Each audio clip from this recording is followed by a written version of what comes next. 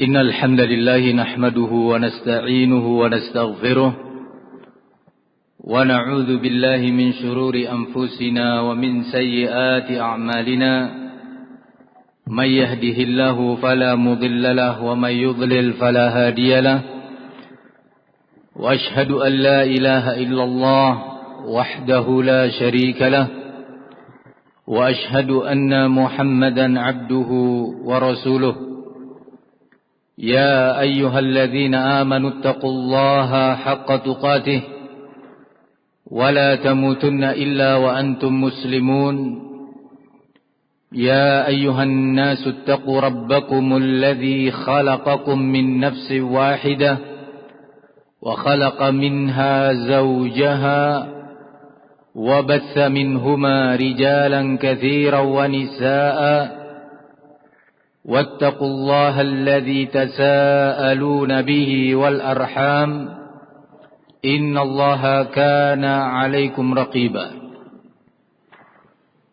يا أيها الذين آمنوا اتقوا الله وقولوا قولا سديدا يصلح لكم أعمالكم ويغفر لكم ذنوبكم ومن يطع الله ورسوله فقد فاز فوزا عظيما ما بعد فإن خير الكلام كلام الله وخير الهدى هدى محمد صلى الله عليه وعلى آله وسلم وشر الأمور محدثاتها فإن كل محدثة بدعة وكل بدعة ضلالة وكل ضلالة في النار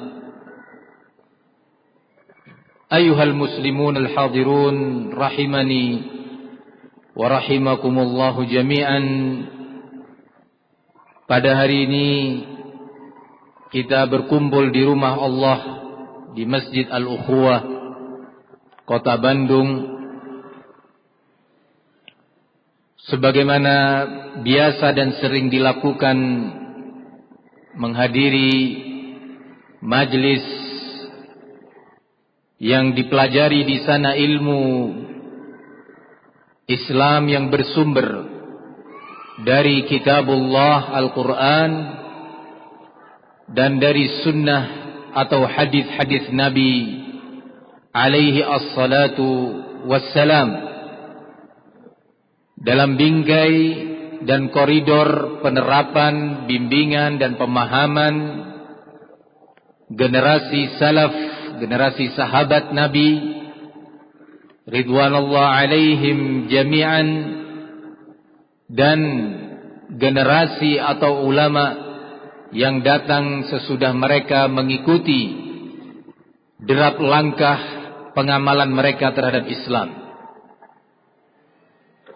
Majlis seperti ini adalah majlis yang mengandung nilai ibadah. Dengannya kita bertaqarrub, mendekatkan diri kepada Allah Subhanahu wa taala.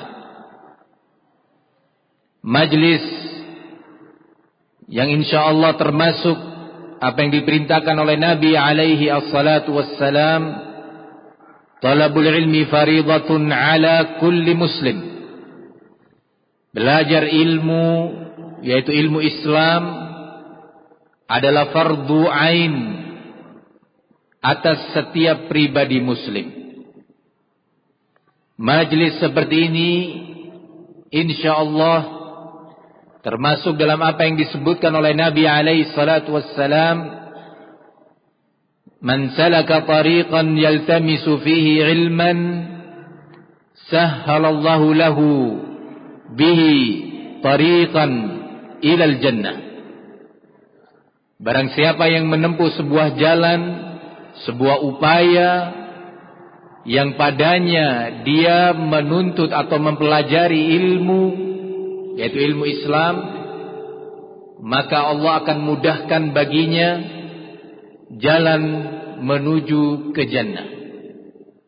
Allah mudahkan baginya dengan sebab amalan tersebut, yaitu talabul ilmi, jalan menuju kepada surganya. Semua kita dalam sebuah perjalanan panjang di muka bumi ini menuju kepada sebuah tujuan yang sama, yaitu hari kemudian atau hari akhir. Di hari akhir itu yang akan terjadi setelah hari kiamat nanti, hanya ada satu dari dua tempat, tidak ada yang ketiga.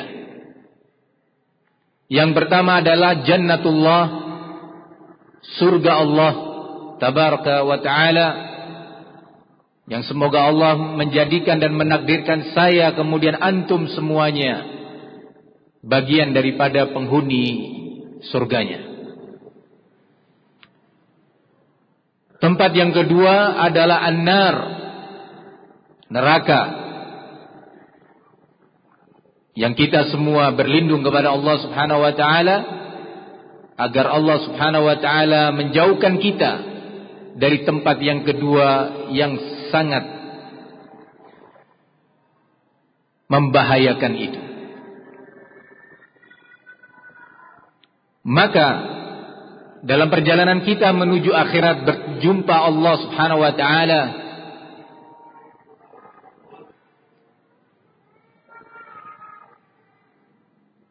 tidak ada yang dapat memastikan kemana nasib dia. Ke jannah, yang semua kita semua dimasukkan ke dalamnya, atau ke dalam An-Nar, ke dalam neraka yang semoga Allah melindungi kita semua darinya. Salah satu upaya, salah satu amalan yang dengannya Allah akan terus membimbing, mengarahkan kita untuk sampai kepada tujuan akhir yang terbaik, yaitu jannah, adalah amalan talabul ilmi. Talabul ilmi yang dilakukan karena Allah, talabul ilmi yang dia hadiri, yang dia upayakan dalam rangka untuk menghilangkan kebodohan dari dirinya, menghilangkan kejahilan tentang agama Allah.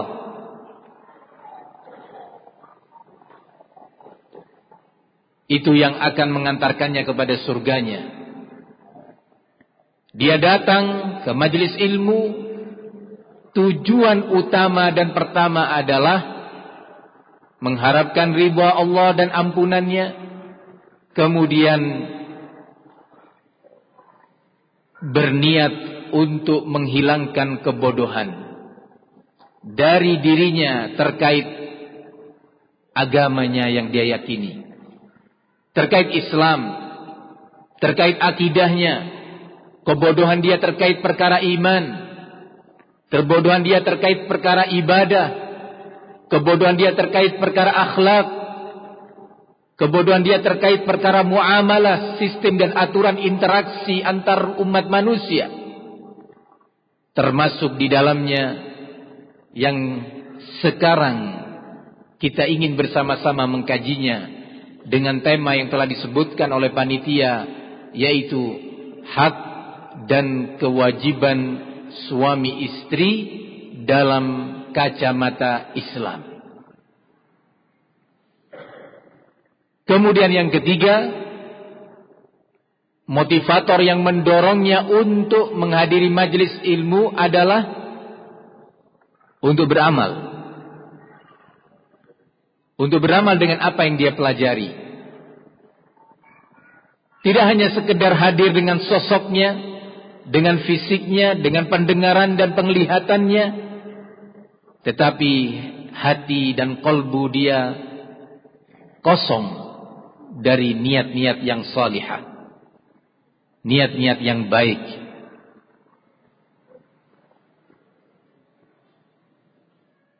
Tidaklah yang mendorong dia untuk menghadiri majelis ilmu hanya sekadar untuk mengisi kekosongan waktu, atau sekadar untuk berjumpa dengan kawannya. Kesempatan nanti akan berjumpa kawan saya yang ini dan yang itu. Kesempatan di majelis taklim nanti saya bisa bertemu dengan kawan lama saya. Tidak demikian. Ya, berjumpa dengan kawan yang baik, kawan yang soleh, atau salihah dari kawan-kawan kita semuanya, itu bagian dari perkara yang baik. Tetapi motivator utama adalah yang tadi telah disebutkan. Para hadirin yang semoga dimuliakan Allah tabaraka wa ta'ala, penting perkara ini didudukkan dan diingatkan terus menerus,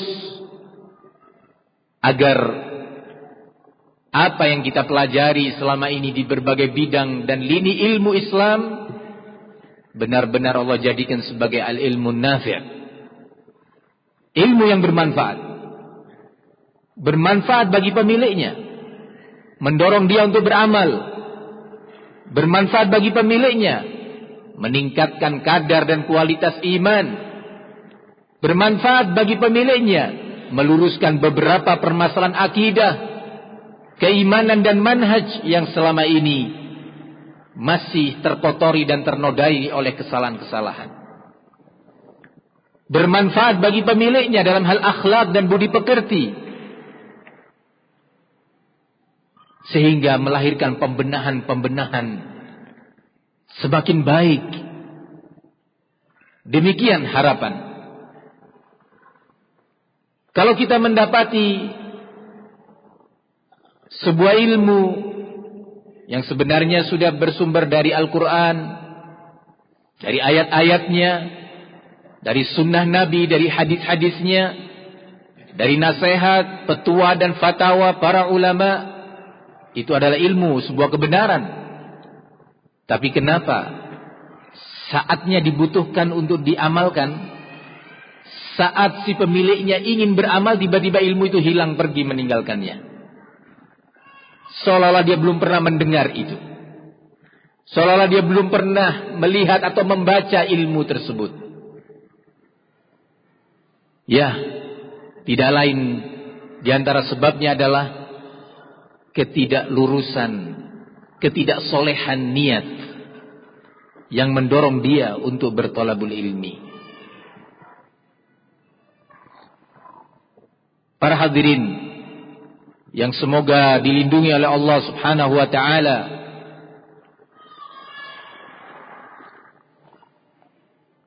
tema yang kita pilih ini bukanlah sebuah tema yang sederhana dalam pembahasannya, bukan pula dia tema yang kecil atau sederhana dari pengaruhnya. Secara global, manusia, masyarakat sering sekali mengeluhkan tentang kondisi negeri yang dia tinggal di sana. Kekacauan terjadi, hilangnya keamanan, ancaman demi ancaman, perekonomian juga mereka keluhkan. Tak luput pula dari keluhan masyarakat adalah kondisi penguasa atau pemerintah yang dia tinggal di sana, mengeluhkan di berbagai kesempatan, di rumah-rumah, di kantor-kantor, ketika berkumpul dengan kawan-kawannya, tidak lepas dari keluhan-keluhan tersebut.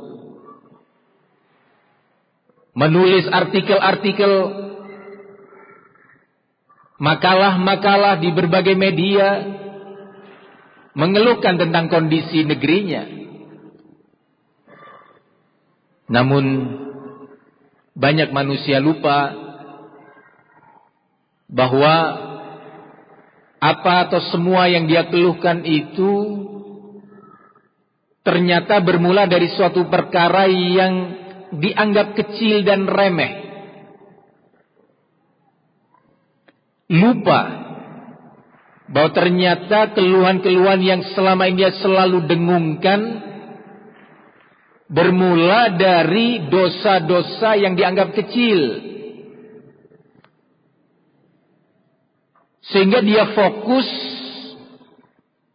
ke arah tertentu untuk mencari solusi, melupakan sebab utama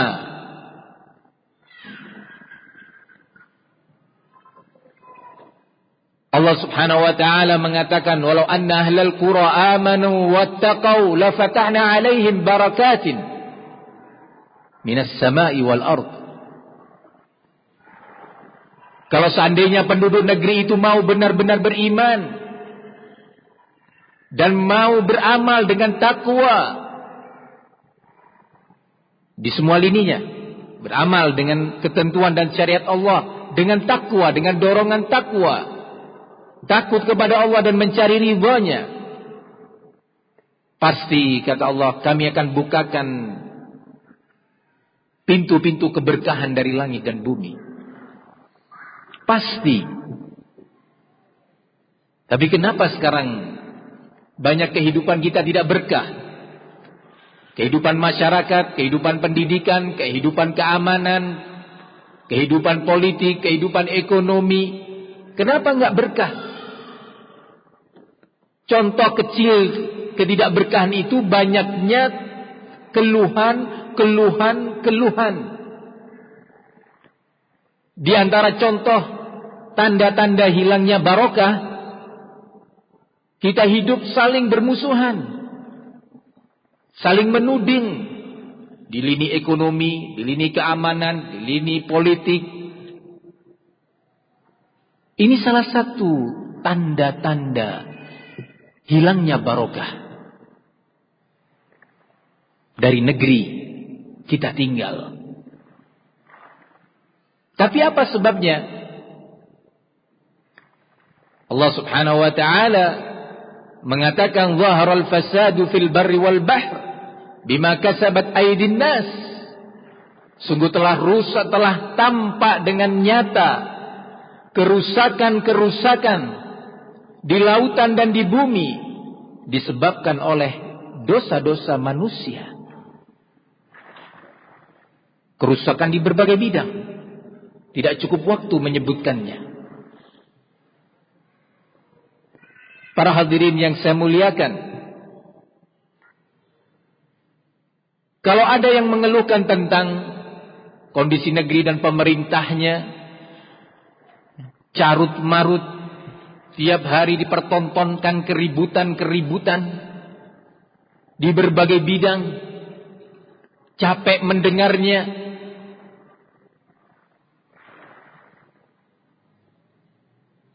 Ya, itu tidak lain karena kita sendiri. Ada sebuah kata kiasan yang sering dinukilkan oleh para ulama, yaitu aqim daulatal Islam fi ahlik tuqam fi ardik. Tegakkan negara Islam pada keluargamu, terapkan syariat Islam pada keluargamu, pasti akan Allah tegakkan di negerimu. Lebih umum dari kata kiasan yang indah ini, sifatnya adalah firman Allah Subhanahu wa taala, wa kadzalika nuwalli ba'dadh dhalimina ba'dhan bima kanu yaksibun. Demikianlah kami jadikan sebagian orang-orang zalim, orang-orang jahat, sebagai penguasa terhadap orang-orang zalim yang lainnya, disebabkan dosa-dosa yang mereka lakukan.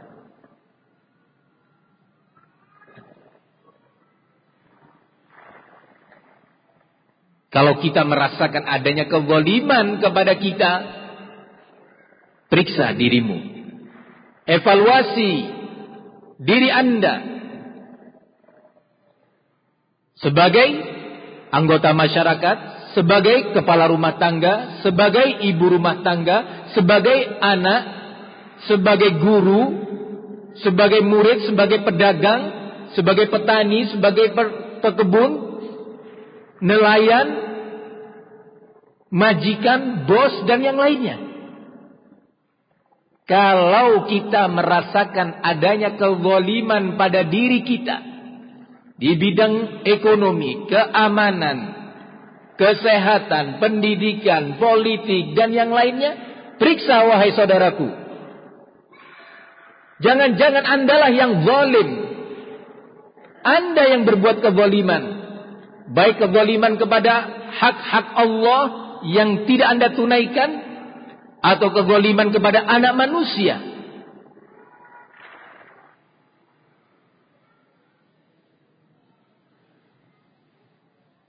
Para hadirin, barakallahu li wa lakum. Semoga Allah memberkahi kita semuanya. Rasulullah SAW mengatakan, "Kaifa ma takunu yuwalla alaikum." Sesuai dengan kondisi kalian, kondisi akhlak kalian, kondisi ibadah kalian, kondisi akidah, iman kalian, dan semuanya, Allah akan berikan penguasa, pemimpin negeri yang cocok dan sesuai dengan kondisi kalian. Majelis seperti ini sebenarnya bagian daripada upaya untuk membenahi keadaan.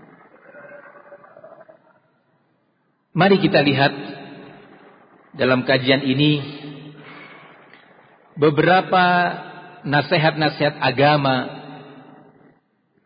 beberapa bimbingan dan syariat Allah Subhanahu wa taala untuk kita lihat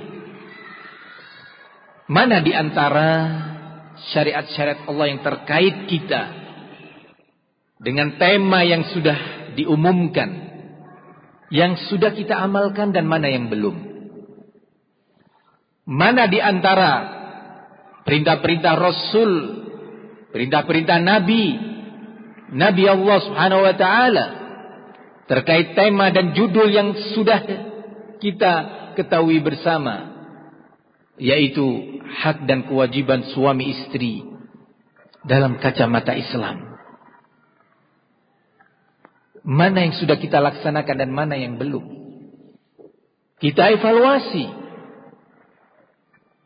Mana di antara larangan-larangan Allah atau Rasulnya dalam topik yang kita akan bahas ini yang masih kita kerjakan dan kita tidak peduli tentangnya. Para hadirin yang semoga dimuliakan Allah tabaraka wa taala,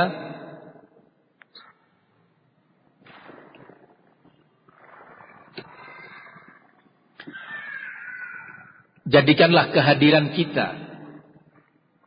di majelis ini sebagai kehadiran yang berdiri di atas niat takwa, di atas niat ingin mendapatkan ridha dan ampunan Allah, di atas niat ingin mengetahui syariat-syariat Allah untuk diamalkan. Karena apa? Judul ini sangat sensitif. Ketika kami memilih judul ini, ada sebuah kekhawatiran.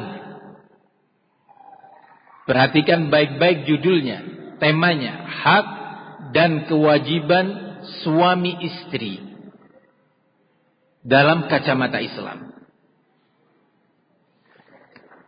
Di antara kekhawatiran tersebut adalah masing-masing pihak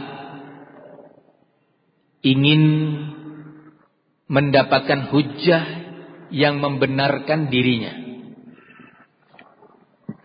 Si suami, dia hanya akan hafal dan ingat hak-hak dirinya dan kewajiban istrinya.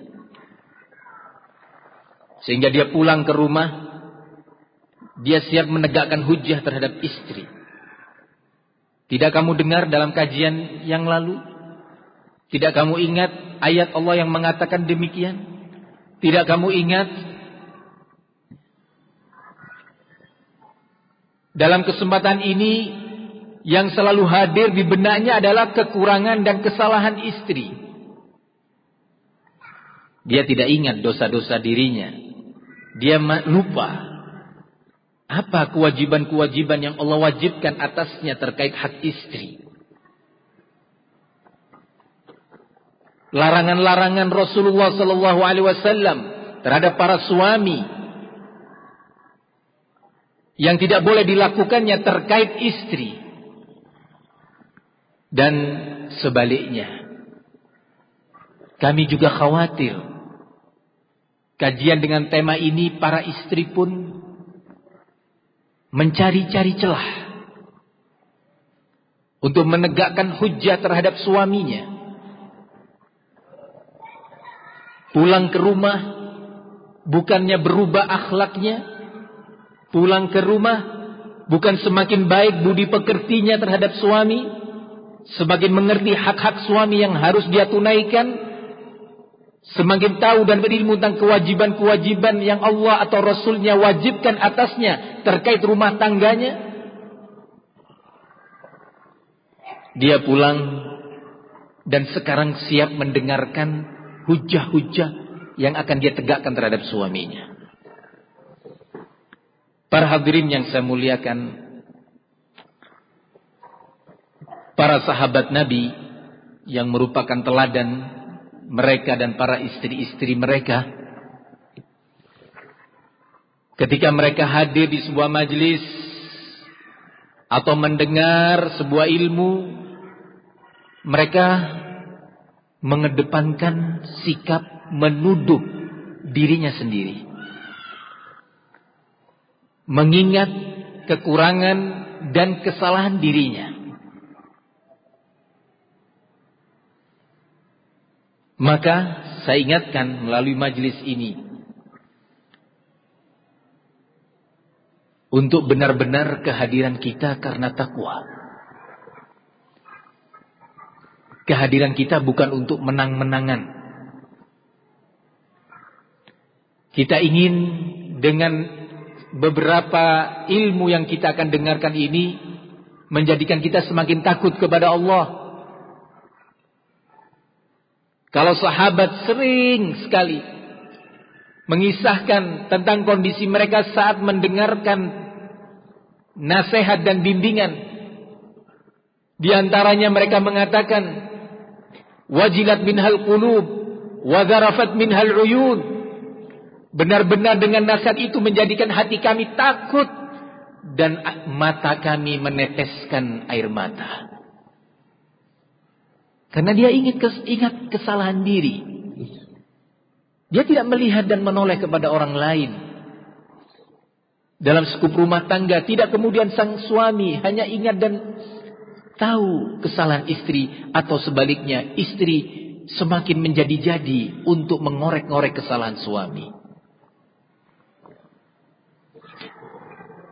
Allah Subhanahu wa ta'ala menyebutkan dan menggambarkan tentang kondisi orang-orang yang beriman dengan sebenar-benar iman adalah antara lain, innamal mu'minuna idza dzukirallahu wajilat qulubuhum wa idza tuliyat alaihim ayatuhu zadatuhum imana wa ala rabbihim yatawakkalun.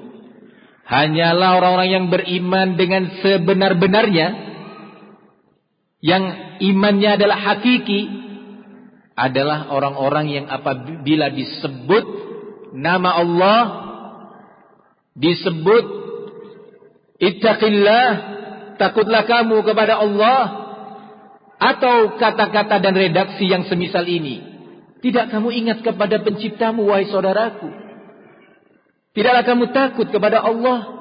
Hati mereka benar-benar mengalami rasa takut. Dan ketika dibacakan kepada mereka ayat-ayat Allah, dalil-dalil yang berisi hukum baik dari Al-Quran maupun dari sunnah nabinya, zadathum imana, bertambah imannya, semangatnya untuk beramal. Wa 'ala rabbihim yatawakkalun, dan hanya kepada Rabb mereka bertawakal, bersandar diri. Tidak logikanya, wah kalau saya melakukan ini nanti suami saya semakin menjadi. Enggak. Dia tahu ini diperintahkan oleh Nabi. Saya diperintah oleh Nabi melakukan ini. Perkara nanti suami begini dan begitu urusan dia. Tapi saya mau menunaikan tugas dan kewajiban yang diwajibkan kepada saya. Wa 'ala rabbihim yatawakkalun, dan kaum mukminin yang hakiki itu benar-benar hanya bertawakal kepada Allah. Enggak berdasarkan perhitungan-perhitungan manusia, logika manusia. Enggak. Si suami juga demikian. Mendengar hadis atau ayat memerintahkan agar kamu sebagai suami melakukan ini dan itu. Jangan melakukan ini ataukah melakukan itu. Logikanya berjalan, berputar. Wah, kalau saya lakukan ini, istri saya malah menjadi-jadi. Enggak. Anda tahu itu perintah. Anda tahu itu perintah dari Allah atau Rasulnya, cepat beriman dengannya dan amalkan, tawakal kepada Allah. Perkara sang istri tambah menjadi-jadi, tambah tidak mengerti tentang dirinya, urusan dia dengan Allah subhanahu wa ta'ala. Nanti akan ada penyelesaian-penyelesaian syariat berikutnya. Para hadirin kaum muslimin yang saya muliakan, dan juga ada satu hal penting yang harus saya ingatkan.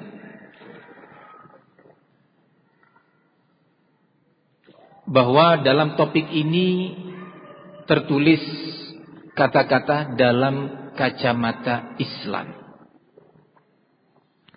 Hak dan kewajiban suami istri dalam kacamata Islam. Tolong direnungkan baik-baik kata-kata ini. Ini akan mengingatkan kita bahwa pembahasan kita tentang hak dan kewajiban suami istri bukan dalam kacamata manusia, bukan dalam kacamata filsafat, bukan dalam kacamata ilmu psikologi, bukan dalam kacamata adat istiadat murni, bukan dalam kacamata hak-hak asasi manusia, undang-undang hak asasi manusia. Tidak. Ini semua dalam kacamata Islam. Bukan kacamata aturan main yang diciptakan oleh sutradara film. Rumah tangga diatur, dijalani sikap suami terhadap istri, istri terhadap suaminya menurut bimbingan seorang sutradara sinetron. Tidak. Ini murni dalam kacamata Islam yang diatur oleh Allah tabaraka wa ta'ala dan Rasulnya sallallahu alaihi wasallam. Jadi jangan ada yang mengatakan kalau Nabi memerintahkan begini, wah ini bertentangan dengan hak-hak asasi wanita. Kalau Nabi memerintahkan begini, wah ini dalam sebuah filsafat yang diucapkan oleh tokoh ini dan itu, ini nggak benar. Jangan. Tempatnya bukan di masjid gitu. Tempatnya bukan di masjid. Bukan pembahasan seorang muslim. Tetapi kita akan merujuk dalam pembahasan tema ini kepada wahyu Allah, Al-Quran dan sunnah nabinya sallallahu alaihi wasallam. Islam sebagai sebuah syariat yang sempurna. Islam diturunkan sebagai agama oleh yang menciptakan alam semesta ini, yang tahu karakter alam semesta, tahu karakter seluruh makhluknya, dalamnya dan luarnya, zahirnya dan batinnya, yang lalu, yang sedang terjadi dan yang akan terjadi. Ini yang menurunkan syariat yang akan kita ikuti. Di dalam Al-Quran Allah Subhanahu wa ta'ala menyatakan, Taha ma anzalna al-Qur'ana 'alaika litashqa. Taha ma anzalna 'alaika al-Qur'ana litashqa. Perhatikan baik-baik. Di dalam surat Taha, tidaklah kami menurunkan Al-Quran ini kepadamu agar kamu mengalami kesulitan-kesulitan dalam pengamalannya dan dalam kehidupan ini. Tidak. Islam sebagai agama yang mudah, yang Allah katakan di dalam Al-Quran, yuridullah bikumul yusra wala yuridu bikumul usr. Allah itu menghendaki adanya kemudahan-kemudahan untuk kalian, dan sama sekali Allah tidak menghendaki adanya kesulitan untuk kalian. Ini Allah. Illa tazkiratan liman yakhsha. Al-Quran ini kami turunkan sebagai pengingat, pemberi peringatan. Bagi siapa? Orang-orang yang takut.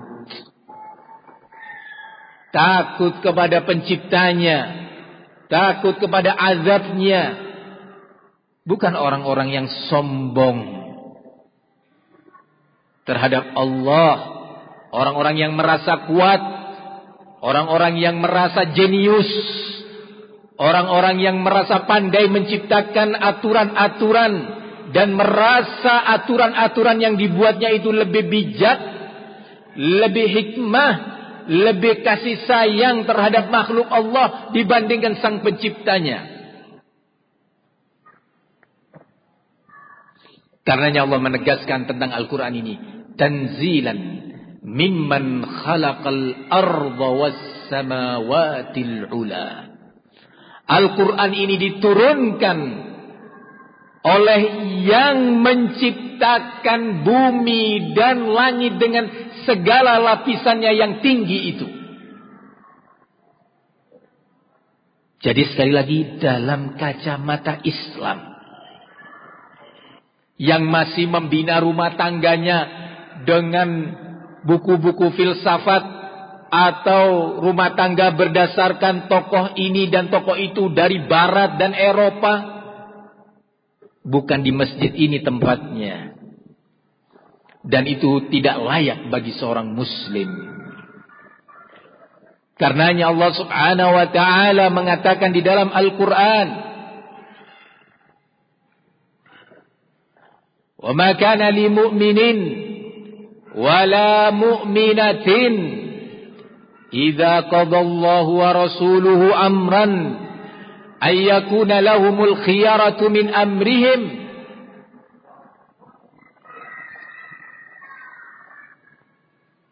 Tidak sepantasnya bagi seorang pria beriman mukmin atau seorang mukminah wanita yang beriman kepada Allah sebagai penciptanya, pengaturnya, dan yang wajib disembah, diibadahi satu-satunya. Beriman bahwa akan ada kehidupan setelah kehidupan ini. Beriman bahwa Nabi Muhammad adalah seorang manusia yang diutus sebagai Rasul, pembawa syariatnya. Beriman dia. Tidak sepantasnya bagi seorang mukmin dan mukminah ketika Allah dan Rasulnya telah memutuskan sebuah keputusan, sebuah undang-undang, sebuah syariat, termasuk undang-undang dan syariat dalam kehidupan rumah tangga. Ayakuna lahumul khiyaratu min amrihim. Masih saja, masih ada undang-undang dan peraturan-peraturan alternatif selain yang telah Allah turunkan dan selain yang telah Rasulullah tetapkan. Wa may ya'sillaha wa rasulah, barang siapa yang melanggar bermaksiat kepada Allah dan Rasulnya, sungguh dia telah tersesat dengan kesesatan yang nyata. Ayat ini untuk kita. Adakah masih di antara kita para suami yang apabila mendengar ayat Al-Quran tentang sesuatu kewajiban yang Allah wajibkan kepadamu sebagai suami, kemudian kamu mengatakan, ya tapi dalam adat istiadat kampung kami itu nggak bisa diterapkan. Masya Allah. Atau masih ada seorang wanita mukminah yang ketika mendengar Rasulullah SAW melarang sebuah perbuatan, kamu menjawab, wahai saudara mukminah, ya kalau begini terus jadi sulit hidup ini. Banyak sekali aturannya. Demikiankah? Ingat baik-baik ayat tersebut yang baru saja kita dengarkan. Wa ma kana lil mu'minin wala mu'minatin idza qada Allahu wa rasuluhu amran ayakuna lahumul khiyaratu min amrihim wa may ya'sillaha wa rasulahu faqad dhalla dhalalan mubina. Tidak sepantasnya bagi seorang mukmin, pria, mukminah, wanita yang telah atau jika Allah memutuskan sebuah aturan, sebuah keputusan, sebuah syariat, masih saja mencari aturan alternatif, mengikuti hawa nafsunya, mengikuti emosinya, mengikuti gengsinya. Gengsi seorang suami untuk mengamalkan sebuah perintah Nabi di hadapan istrinya. Enggak, aku enggak mau. Enaknya sendiri. Nanti dia semakin sombong kepadaku. Wahai suami, wahai saudaraku, Nabi memerintahkan kepadamu lakukan ini. Kenapa kamu seperti itu? Ya nanti dia gini, serahkan kepada Allah. Kamu lakukan apa yang diperintahkan oleh nabimu itu, rasulmu yang kamu cintai, kata kamu. Urusan istrimu nanti serahkan kepada Allah. Tawakal kamu kepada Allah. Atau seorang istri juga demikian. Mengucapkan ucapan yang senada dengan ini. Berarti dia tidak bertakwa. Para hadirin yang saya muliakan,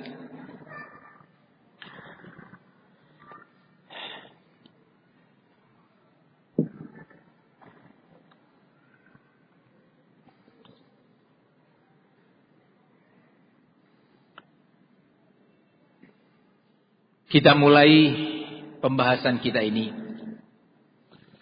Dan tadi telah disebutkan bahwa majelis ini sebagai bentuk upaya membenahi salah satu lini kehidupan yang cukup serius untuk meraih kehidupan yang tentram, nyaman, aman, yang lebih luas di dunia ini, dan terpenting lagi kehidupan yang nyaman, tentram, aman di akhirat nanti.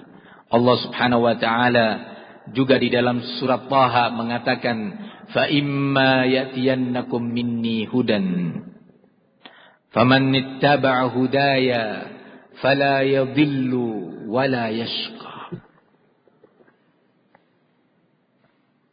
wa man a'rada 'an dhikri fa inna lahu ma'ishatan dhanka wa nahsyuruhu yawmal qiyamati a'ma qala rabbi lima hasyartani a'ma wa qad kuntu basira qala kadzalika atatka ayatuna fanasitaha fakadzalikal yawma tunsa." Dan jika datang kepada kalian petunjukku, syariatku, hendaknya segera diikuti. Barang siapa yang mengikuti syariatku, kata Allah, sungguh dia tidak akan pernah tersesat. Rumah tangganya termasuk tidak akan tersesat. Akidah rumah tangganya, iman rumah tangganya, ibadah dan akhlak rumah tangganya, dia, istrinya, anak-anaknya. Wala yashqa, dan tidak akan celaka. Maksud ayat ini sebaliknya. Barang siapa yang tidak mau ikut aturanku, kata Allah, tidak mau ikut syariat Allah, sungguh dia akan tersesat. Ya. Dan akan celaka, akan binasa. Binasa rumah tangga yang ini, kemudian yang rumah tangga yang semisalnya yang di sana, yang semisalnya pula yang di sana, yang di depan, yang di belakang, di kanan, di kiri, di utara, selatan, barat, timur, semuanya pada tidak mau ikut aturan Allah, maka negara dan negerinya pun akan hancur.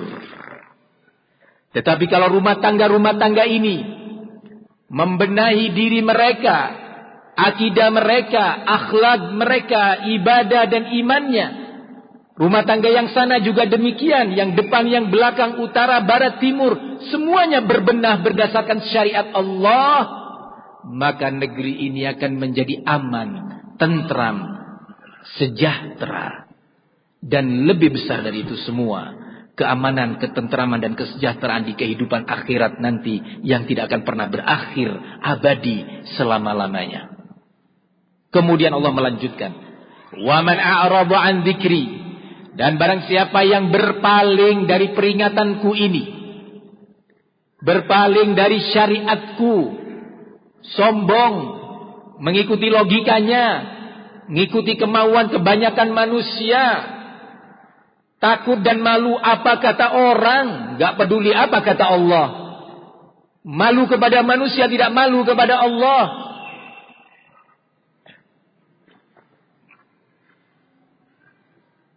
Wa man a'rada an dzikri, barang siapa yang berpaling dari peringatanku, dari petunjukku ini, fa inna lahu ma'isyatan dhanka, sungguh baginya kehidupan yang sempit, enggak tentram, takut, terancam, anaknya nakal, istrinya juga demikian, suaminya zalim, tetangganya juga demikian, dan seterusnya. Sempit kehidupan ini, ekonominya sempit, politiknya sempit, stabilitas keamanan dan kehidupan masyarakatnya sempit. Ini kata Allah, wa man a'rada an dzikri fa inna lahu ma'isyatan dhanka, barang siapa yang berpaling dari syariatku, peringatanku ini, sungguh baginya kehidupan yang sempit. Wahai para suami, pimpinan rumah tangga, wahai para istri, ibu-ibu rumah tangga, yang menginginkan kehidupan rumah tangga kalian lapang, nyaman, penuh dengan kasih, penuh dengan sayang,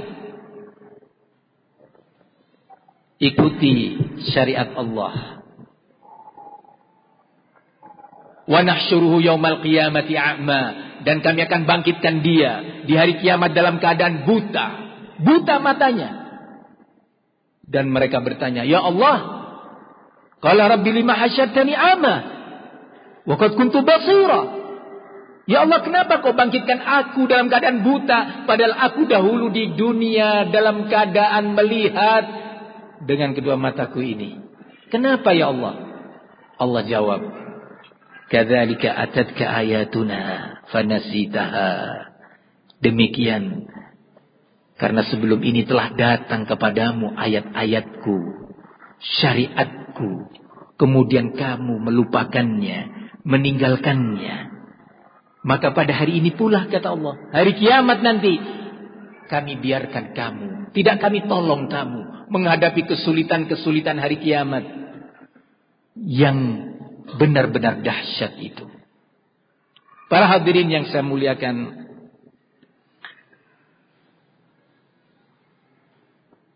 rumah tangga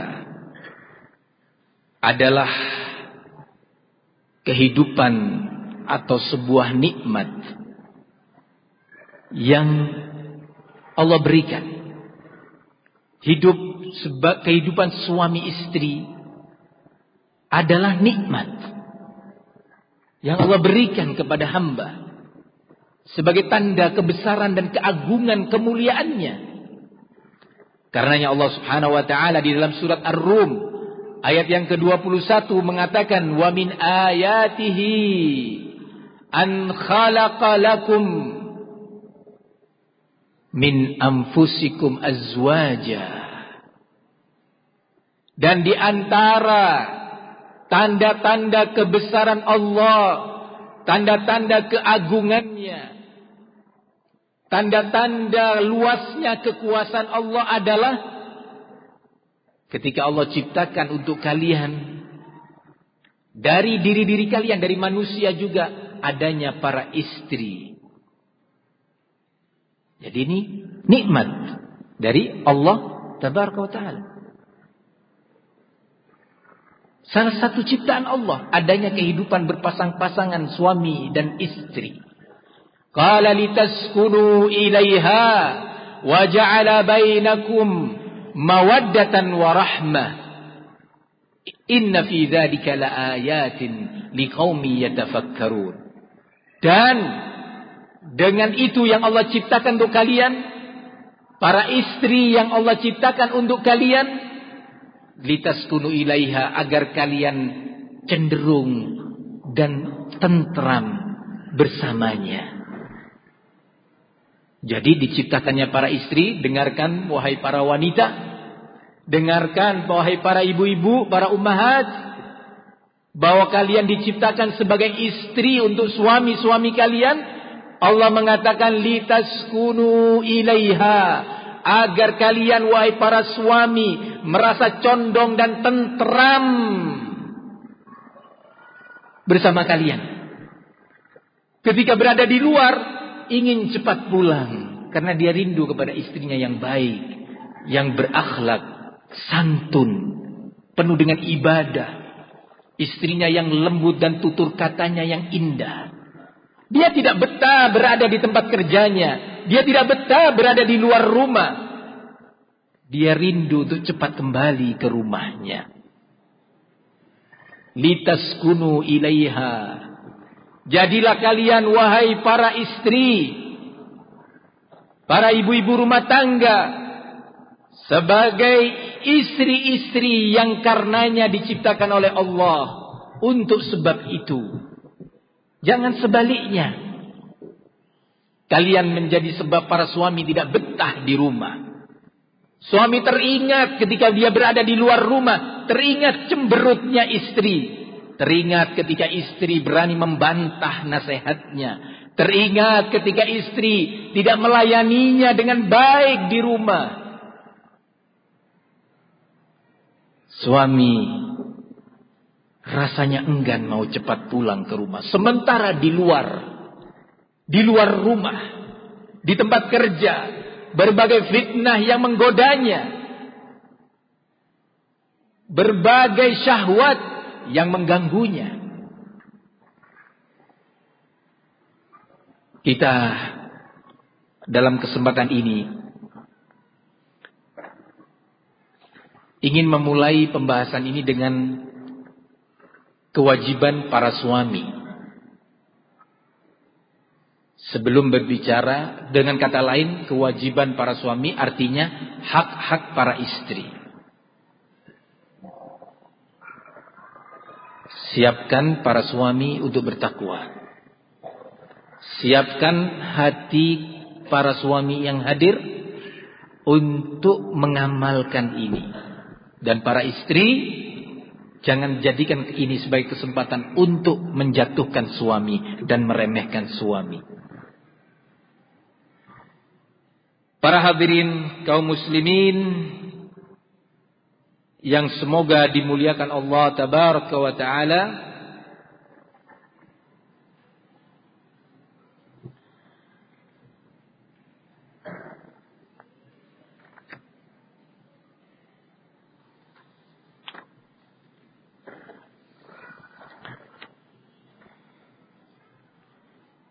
para suami, Allah posisikan di dalam Al-Quran sebagai Al-Qawwam.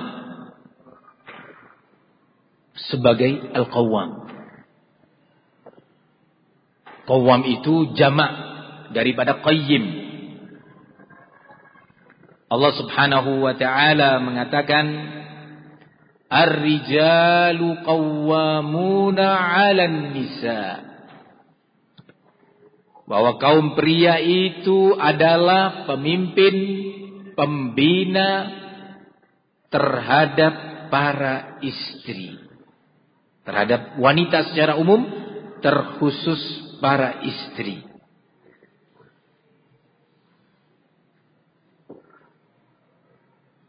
Ketahui bahwa para suami sebagai pembina, pemimpin.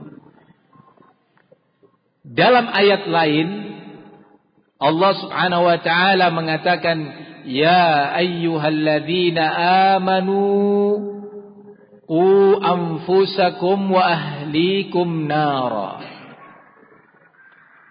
Wahai orang-orang yang beriman, bentengi diri kalian sendiri dan kemudian keluarga kalian, istri dan anak-anak kalian dari azab atau siksa api neraka. Ini tugas suami. Bersifat global ini. Dan kemudian Allah rinci di dalam Al-Quran, dirinci pula oleh Nabi-Nya Sallallahu Alaihi Wasallam.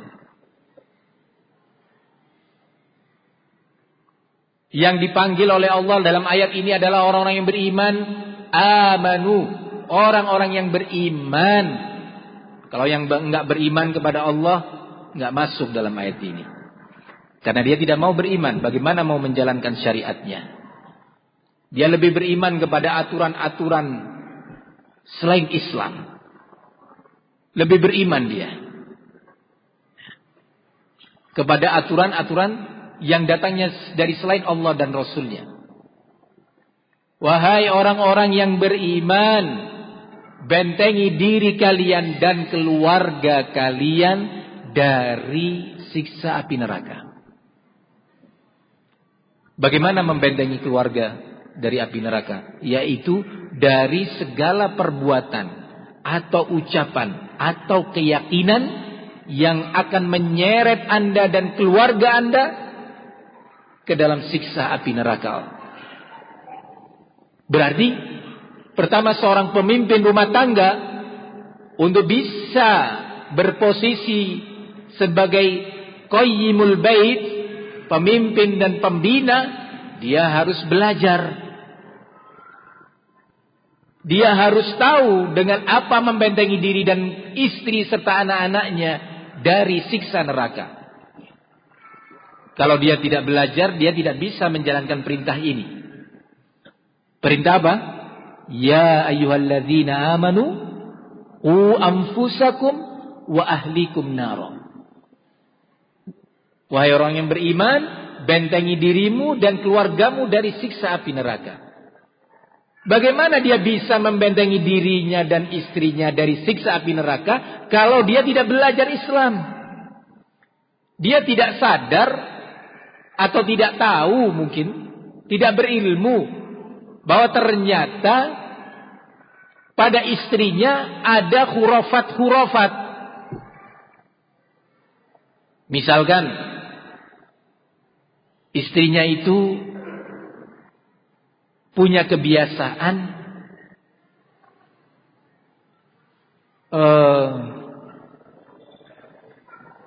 meletakkan sebuah benda, batu atau yang semisalnya di depan pintu dengan keyakinan ini bisa menolak bala, bisa menolak penyakit terhadap keluarga dan anak-anaknya. Khurafat. Si suami nggak tahu ada batu di sana. Yang paling parahnya itu adalah ketika ditanya, apa ini wahai istriku? Oh, ini penting. Dulu nenek saya mengajari kalau batu semisal ini ditaruh di depan pintu, maka rumah tangga kita akan aman dari berbagai penyakit. Oh ya, bagus. Berarti dia tidak tahu syariat Allah, dengan itu dia tidak bisa membentengi dirinya dan keluarganya. Anaknya panas, suhu badannya meninggi, tiba-tiba si istri menulis beberapa huruf bahasa Arab, ditulis di secari kertas, ya. Huruf gitu, alif 7 kali, ba 11 kali, jim sekian kali. Kemudian tulis nama anaknya, kemudian taruh di air, kemudian diminumkan ke anaknya. Dengan kata lain pakai jimat, pakai jambi-jambi. Si suami nggak paham bahwa Nabi Muhammad mengecam keras perbuatan ini. Dia nggak berilmu tentangnya. Dibiarkan istrinya melakukan itu. Ini terkait akidah dan keyakinan. Nggak cukup waktu merincinya. Terkait masalah aturan-aturan Allah terhadap kaum wanita di dalam Al-Quran. Yang umum disebutkan masalah menutup aurat. Suami ada yang tahu tentang hukum itu, mendengar walaupun sayup-sayup bahwa wanita harus menutup auratnya dengan baik dan benar. Tapi dia menganggap perkara ini bukan perkara wajib, sehingga dibiarkanlah istrinya tidak menutup auratnya dengan baik dan benar. Istrinya dibiarkan dan diizinkan, "Mas, saya mau ke Jogja bersama para ibu-ibu. Mas, saya mau ke Bali, rombongan wali santri sekolah kita atau wali murid, ya. Wali murid sekolah kita, rombongan ibu-ibu. Kemana, Bu? Ke Jogja atau ke Bali?" Suami nggak tahu bahwa Nabi pernah mengatakan, "La tahillu li imra'atin tu'minu billahi wal yaumil akhir tusafira illa bidhi mahram." Tidak halal, dengan kata lain haram hukumnya, seorang wanita yang beriman kepada Allah dan hari akhir melakukan safar, perjalanan jauh tanpa ada mahramnya. Mahram itu suami, ayah, kakek, mertua laki, anak, cucu, paman dari jalur ayah atau paman dari jalur ibu. Itu mahram. Jalan bersama ibu-ibu tanpa mahram. Suaminya mengizinkan. Berarti dia dengan kejahilannya, sang suami tidak bisa menjadi pemimpin rumah tangga. Karena dia tidak berilmu. Seorang komandan, ya, diberi tongkat komando. Dia nggak tahu apa yang harus dikomandokan. Akhirnya melempem itu tongkat komandonya. Nggak tahu apa yang harus dia lakukan. Sama juga pemimpin rumah tangga sebagai komandan. Komandan rumah tangga. Tapi dia tidak tahu dalam hal apa dia harus mengomando istrinya. Dibiarkan istrinya melanggar Allah Subhanahu wa ta'ala. Istrinya dibiarkan keluar dengan menggunakan minyak wangi, parfum. Padahal Nabi mengatakan seorang wanita, ya, al-mar'atu idza kharajat min baitiha mu'attarah. Seorang wanita yang keluar dari rumahnya dalam keadaan berparfum dan tercium aromanya oleh orang lain, sungguh wanita itu adalah seorang pezina. Suami nggak tahu aturan ini. dan yang lainnya dari aturan-aturan Allah Subhanahu wa taala terkait seorang wanita, salatnya gimana, apakah istri itu salat dengan cara yang benar, cara yang terbimbing ataukah tidak, sang suami nggak bisa. Maka secara singkat dikatakan bahwa para suami wajib untuk belajar Islam, belajar Al-Quran dan syariat yang terkandung di dalamnya, belajar sunnah Nabi serta aturan-aturan beliau untuk kita sebagai umatnya, agar bisa menjadi pemimpin dan mengamalkan ayat di dalam surat At-Tahrim, ya ayyuhalladzina amanu qu anfusakum wa ahlikum nara. Wahai orang-orang yang beriman, bentengi diri kalian dan keluarga kalian dari siksa api neraka. Para suami yang semoga dimuliakan oleh Allah Subhanahu wa taala, Nabi kita Muhammad sallallahu alaihi wasallam mengatakan, ala inna lakum ala nisaikum haqqa wa linisaikum alaikum haqqa.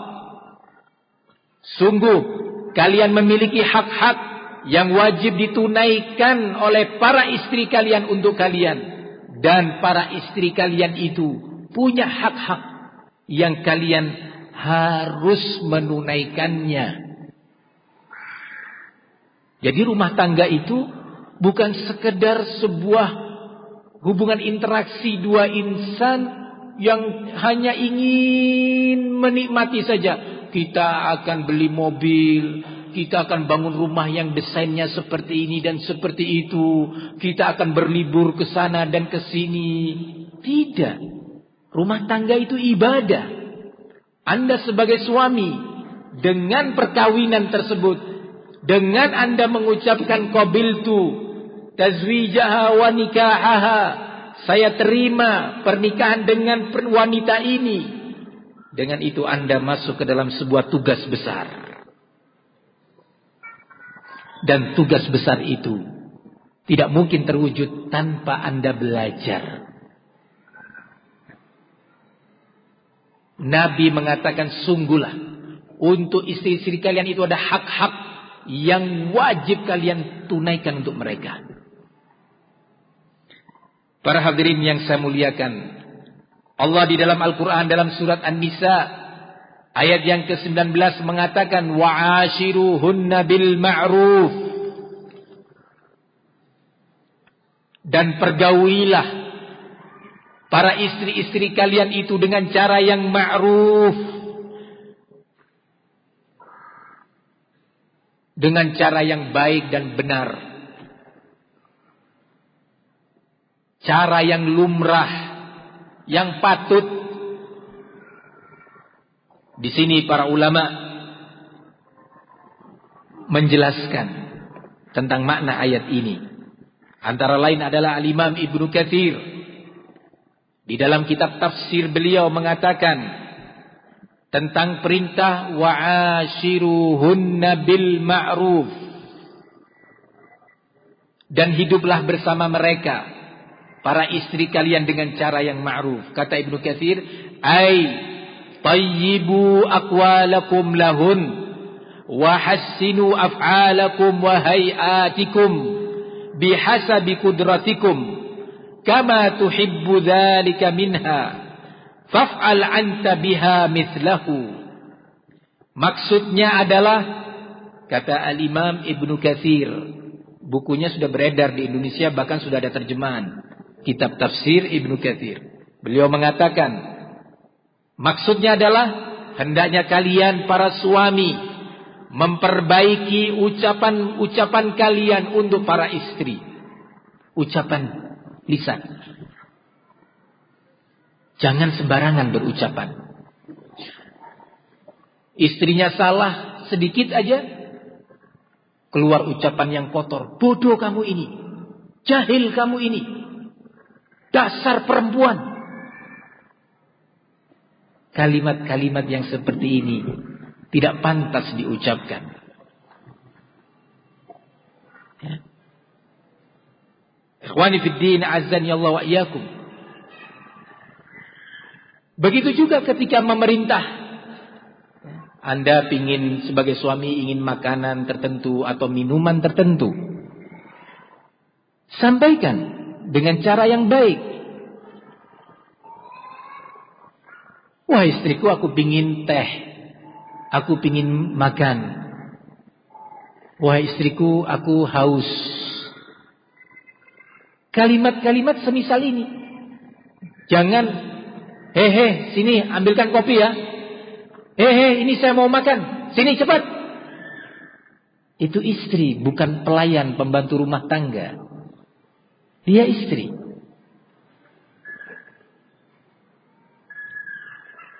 Kemudian Ibnu Katsir mengatakan, wa hassinu af'alakum wa hayatikum bihasabi qudratikum, dan perbaiki pula perbuatan-perbuatan kamu. Kalau tadi ucapan, perbuatannya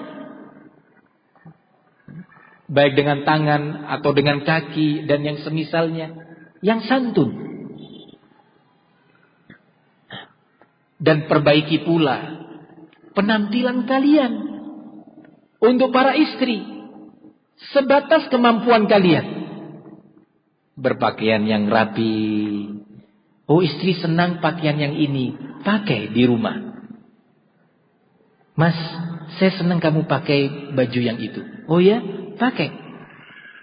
Walaupun kamu gak suka. Saya gak suka warnanya.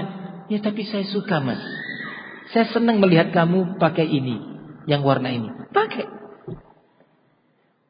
Walaupun kamu keluar rumah, jumpa dengan temanmu, kok gini sih baju yang kamu pakai, warnanya seram.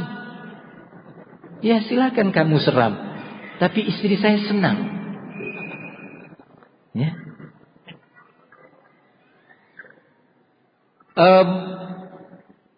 Kolansuah misalkan, kopiahnya. Istri lebih senang, mas, saya senang kamu pakai yang ini. Oh ya? Ya tapi aku kalau pakai itu nggak enak istriku gini. Ya tapi aku senang. Oh ya sudah, pakai. Di luar temannya, kamu kok pakai ini yang murah ini?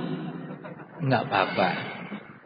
Walaupun murah, tapi istriku di rumah, permaisuriku di rumah senang. Nggak apa-apa. Pakai minyak wangi, parfum. Yang disenangi oleh istri, jangan semaunya sendiri. Ya. Beli minyak wangi, tanya sama istri. Beli parfum, tanya. Kamu suka yang mana? Yang ini atau yang itu? Saya suka yang ini, kata dia. Pakai yang ini. Ya. Dia punya hak. Nah, sebagaimana kata Imam Ibnu Katsir, kamu meminta atau suka dari istrimu untuk melakukan ini dan melakukan itu. Sebagaimana kamu senang istrimu bersolek, kamu juga demikian. Yang rapi, yang disukai oleh istri.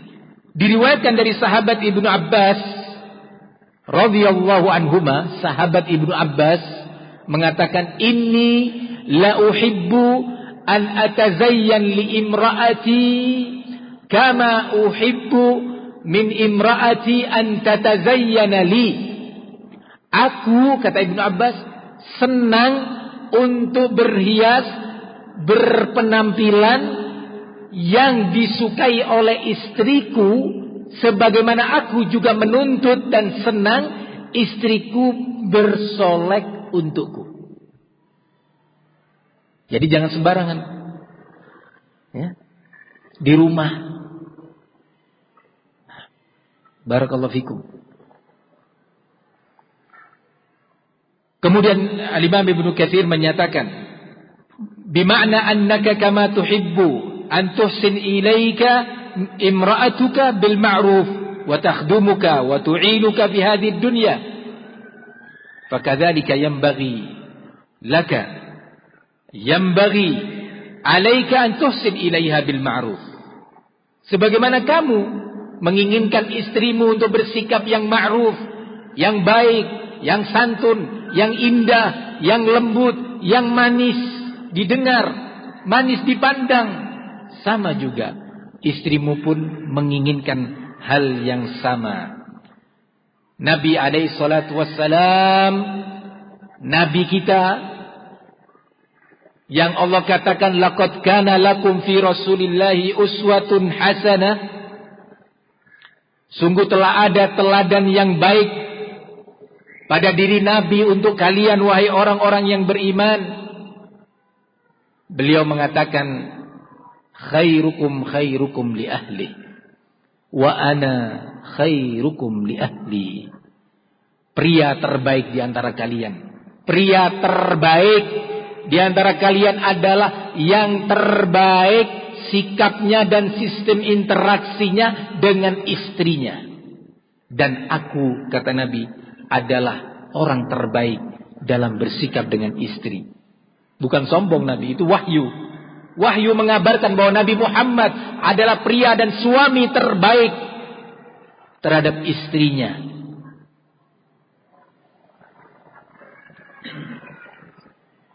Disebutkan dalam beberapa hadis ketika Nabi alaihi salatu wassalam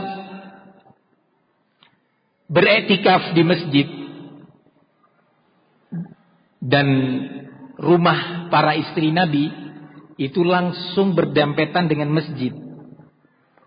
Ya, rumah para istri Nabi itu berdempetan dengan masjid.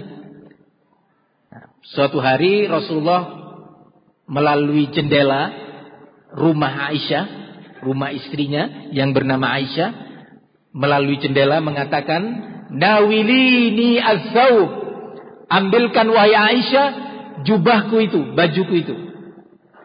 Kemudian Aisyah menyampaikan uzurnya, ya Rasulullah inni haidun, aku dalam keadaan haid.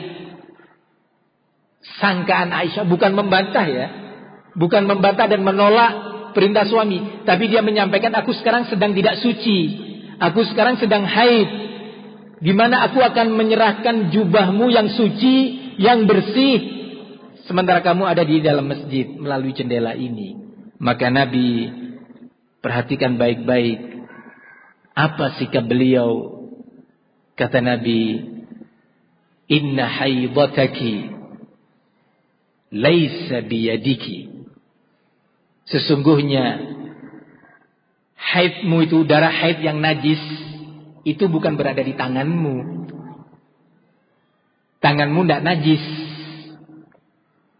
Ya, Aisyah mengira bahwa dirinya ini dengan sebab haid nggak pantas memegang jubah atau gamis yang suci untuk sholat.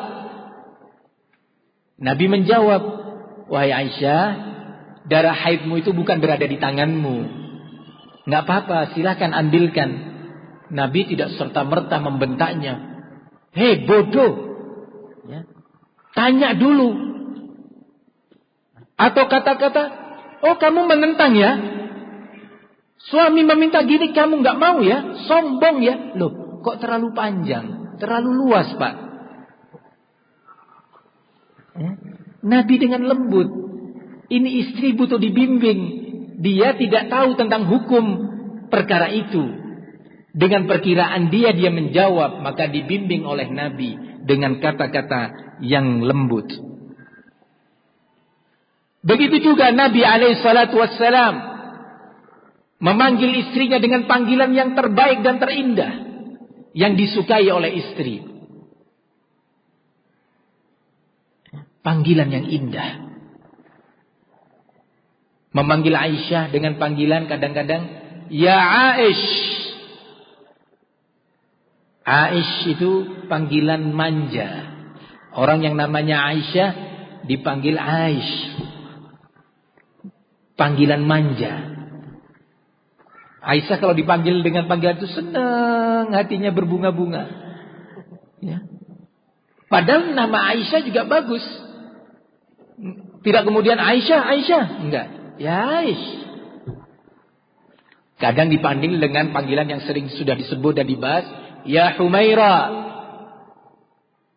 Karena disebutkan Aisyah itu putih dan kalau tertawa tersenyum memerah pipinya. Humaira artinya wanita yang memerah itu. merah muda. Dipanggil ya Humaira. Begitu juga terhadap istri-istrinya yang lain. Dipanggil dengan panggilan yang indah, yang baik. Ada nggak ini dalam aturan HAM? Hah? Ada nggak? Nggak ada, Pak. Ada nggak ini aturan ini dalam undang-undang yang lainnya, yang di Eropa, di negeri Barat maupun di Timur? Nggak ada, Pak. Adanya di dalam Islam, Pak. Indah. Jadi jangan sok mengajarin Islam hak asasi manusia, hak asasi suami, hak asasi istri. Jangan sok mengajarin Islam. Oh ya, nanti akan terjadi KDRT. Islam punya yang lebih baik dari itu. Ya. KDRT. Ya. Islam sudah punya cara jauh untuk mengantisipasi itu semua. Maaf, Pak, Anda jenius boleh, tapi jangan sombong kepada Allah. Perhatikan ini Nabi kita, bagaimana rumah tangganya. Ya. Ikhwani fid din, azani Allah wa iyyakum.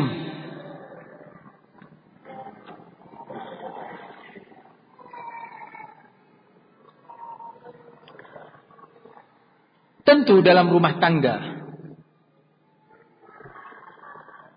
banyak problem muncul. Banyak problem. Nggak ada rumah tangga itu yang tanpa problem. Ya? Nggak ada rumah tangga tanpa problem. Pasti ada problem. Namanya manusia. Punya kekurangan-kekurangan. Punya hawa nafsu. Di sana juga ada syaitan yang mengganggu anak manusia ini. Mengganggu suami, mengganggu istri. Jadi rumah tangga itu memang sulit lepas dari problem. Tapi bagaimana cara menyelesaikan problem? Itu yang terpenting. Bagaimana cara menyelesaikan problem?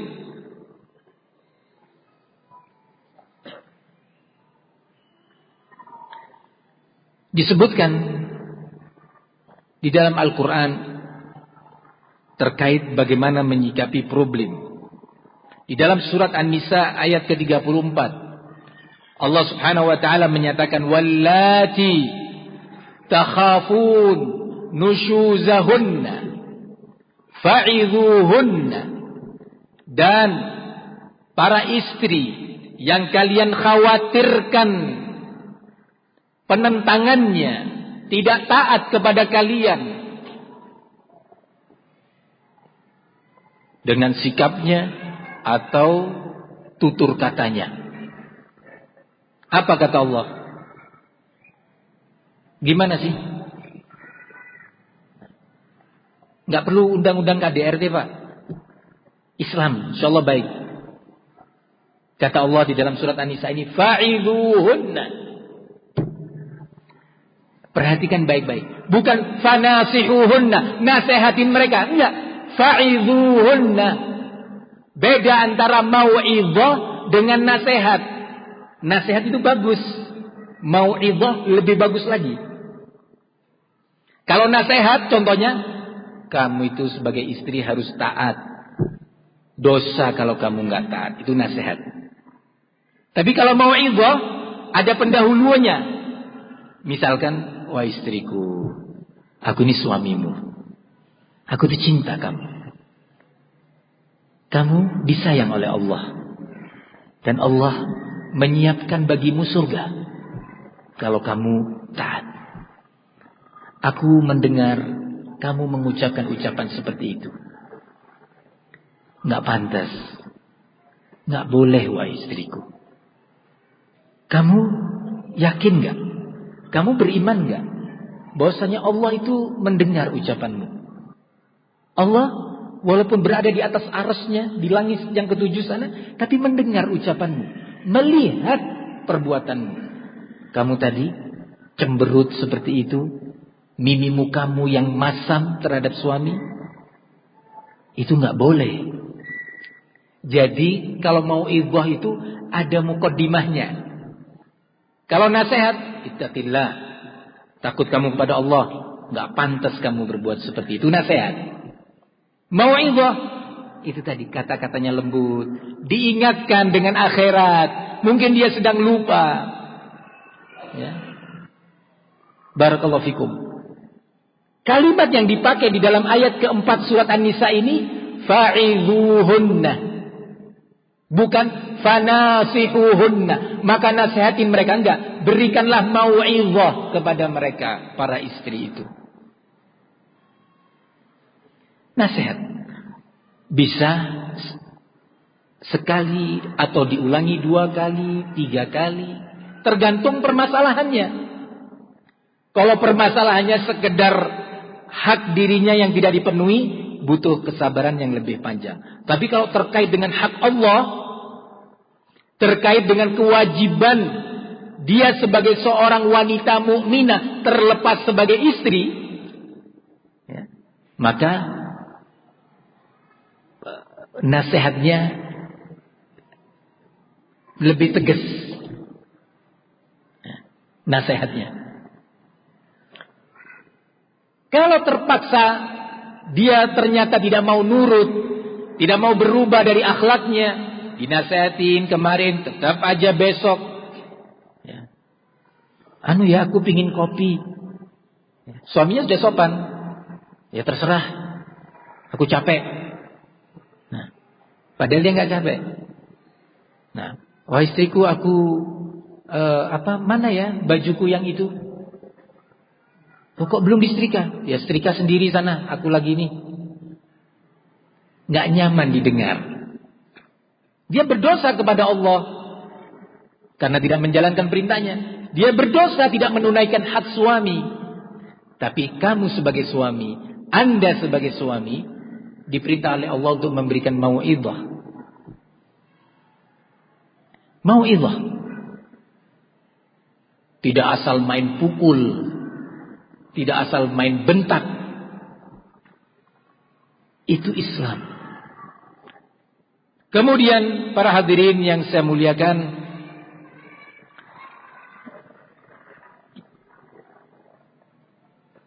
wahjuruhunna fil madhaji'. Kalau ternyata para istri ini tadi sudah dinasihatin berulang kali, tetap aja akhlaknya seperti itu, maka beri pelajaran dalam urusan tempat tidur. Dengan cara apa? Kalau istrinya tidur menghadap ke barat, dia nggak ngadap ke timur, ngadap ke barat juga. Dengan kata lain, diberi punggungnya.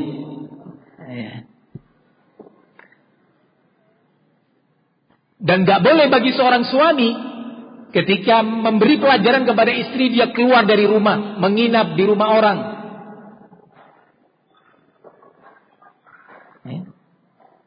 Pergi kemana, ditinggalkan, nggak boleh. Bolehnya yang diizinkan di dalam rumah, di dalam kamar, saat tidur, tidak dalam suasana yang nyaman. Tentu seorang istri yang takut kepada Allah, seorang istri yang yakin bahwa Allah melihatnya, mendengar ucapan dan melihat perbuatannya, dia akan takut. Tapi Anda sebagai suami dibatasi dalam syariat Islam. Nah, kemudian Allah lanjutkan, wadribuhun. Dan kalau yang kedua juga belum bermanfaat, tindakan pertama sudah sekian hari, sudah sekian cara, tindakan yang kedua dilakukan masih tetap saja seperti itu, nggak mau taat kepada suami, dibilang jangan keluar dari rumah, tetap saja keluar. Kamu jangan berkawan dengan si fulana, dengan si ibu fulan itu adalah orang yang suka main riba, itu adalah orang yang suka bermaksiat. Jangan kamu berkawan, masih saja main ke rumah sana, datang ke rumah kawannya. Diingatkan oleh suami, itu dan si ini, si fulana dan si fulana itu tidak boleh datang ke rumahku karena dia orang yang tidak menegakkan sholat. Temanmu yang itu nggak sholat, keluar dari rumah dengan bersolek seperti itu, menantang Rasul. Aku nggak suka rumahku didatangin orang seperti itu. Tetap saja si istri. Tahapan ketiga. Kata Allah, ya, yang Rahman, yang Rahim, yang sayang kepada hambanya, melebihi hamba itu sendiri terhadap dirinya, mengatakan silahkan dipukul. Di dalam hadis dijelaskan memukulnya seperti apa. Qala wadribuhun darba ghaira mubarrih. Silakan pukul, tapi pukulan yang tidak mencelakakan dia. Tidak sampai robek berdarah, atau sampai pecah kepalanya, atau sampai patah tangannya, ya. Dicambuk kayak mencambuk onta atau mencambuk keledai. Enggak. Tidak. Dipukul sebatas secukupnya. Ya. Gimana sih contohnya? Ini contohnya mungkin. Kamu itu. Ini satu.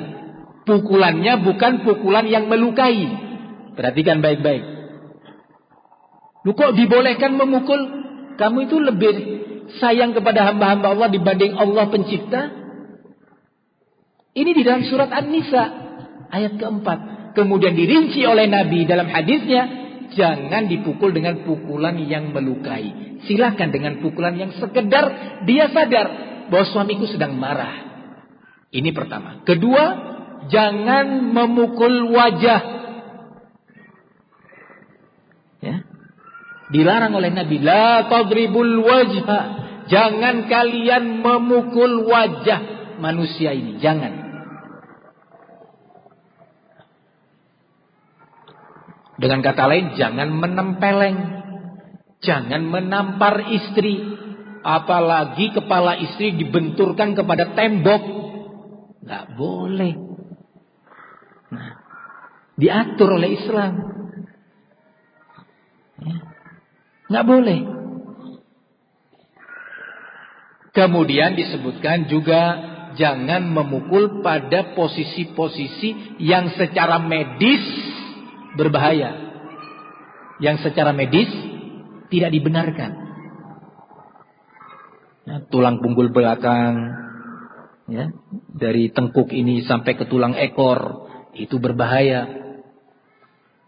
Memukul pada posisi ulu hati, ya, nggak boleh, berbahaya. Nah, barakallahu fikum. Ada aturannya.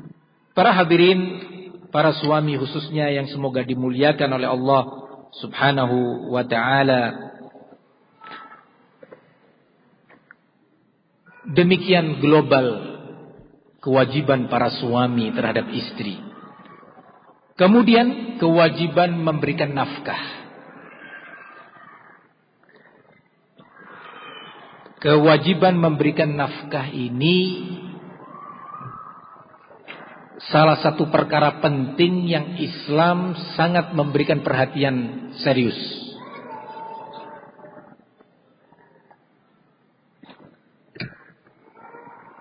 Tentu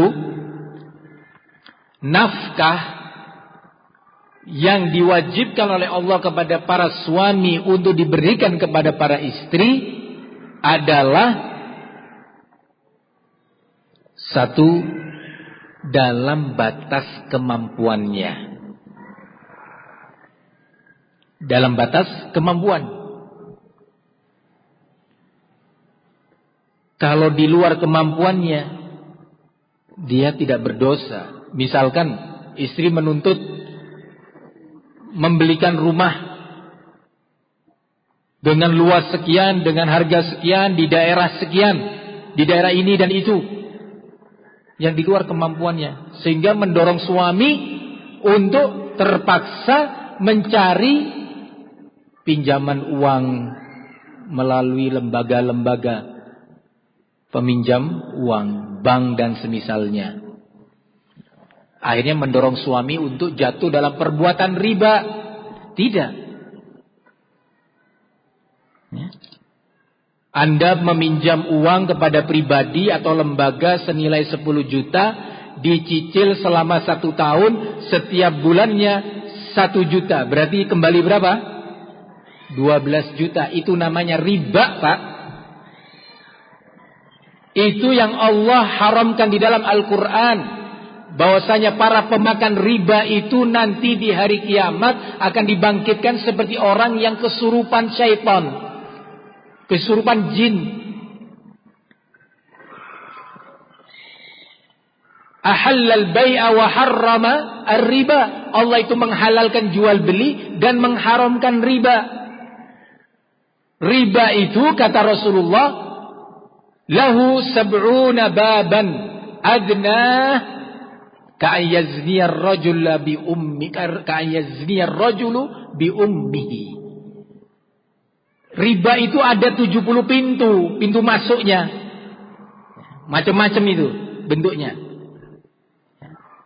Paling ringannya, dosa riba yang paling ringan, perhatikan baik-baik, dosa riba yang paling ringan adalah seperti seorang pria menzinai ibu kandungnya. Kalau berzina kepada wanita lain sudah perbuatan keji, mungkar, kotor, dosa besar.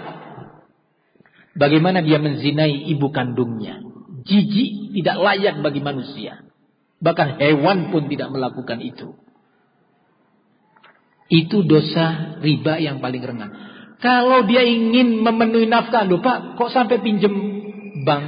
Iya, saya ingin membelikan mobil untuk istri saya. Kan wajib menafkahin istri. Iya betul Pak, wajib. Tapi yang seperti ini gak wajib Pak.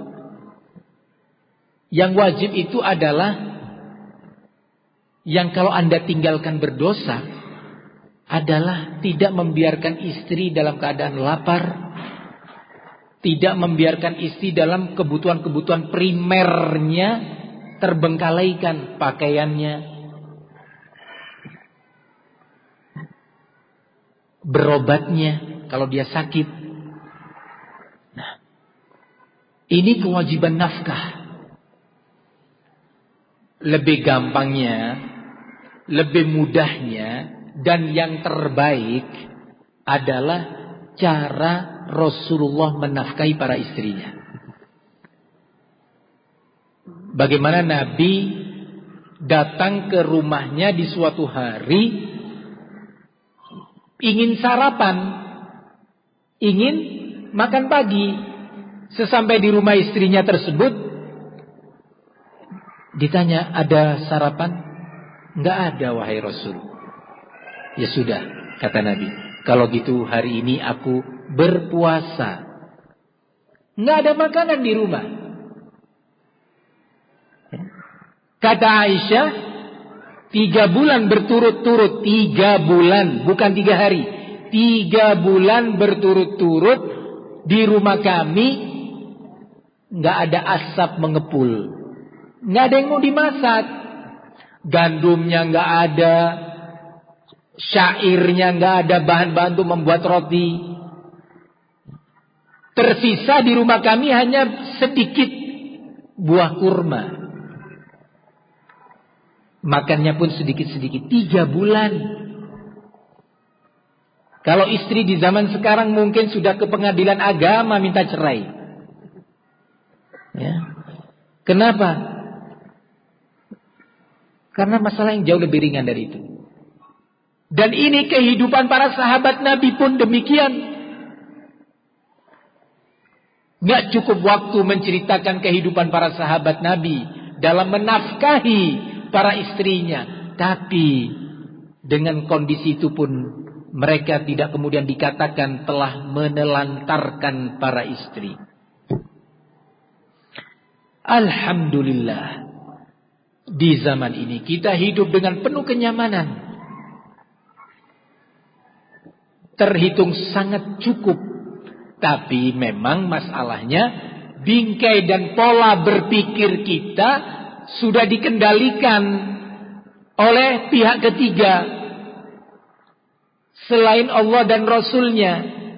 Pola berpikir kita sudah dibentuk dengan desain menuntut dan menuntut gaya hidup seperti yang mereka doktrinkan kepada kita melalui berbagai media.